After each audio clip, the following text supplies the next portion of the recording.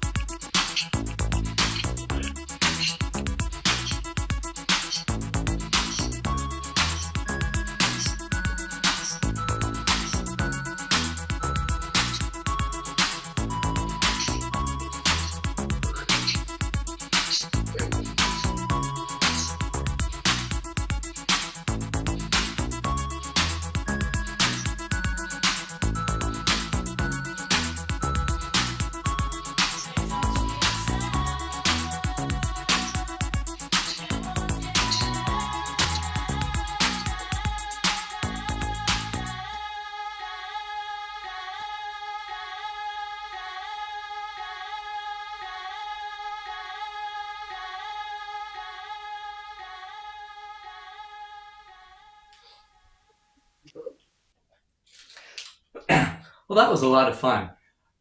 It doesn't have a message. It's just, have a good time. And my rule, if it's a fun song, it doesn't need to have a message. And this was fun. Uh, both the MCs had, different styles. But I kind of like Cosmo a little better. He just, he had an interesting flow. And Chili had a deeper voice, so I could distinguish between the two. But if I had to choose, at least in this song, I like Cosmo better. Let me know, is this the version that you guys know? Like I said, there was the album version, or there was like a remix that was over 8 minutes long. There was a 45 single edit, and then there was this. So let me know which one is the most popular and if I got it right. For an 80s song, I heard a lot of 80s in it. I could hear some new wave. I heard Pet Shop Boys in this, and I heard Lisa and the Cult Jam in this. So, it's definitely, I don't know who came first. These guys probably did. So maybe Pet Shop Boys and some other people, got inspired by this. Well, all in all, a great song, and it's going in my car. It's going to be fun.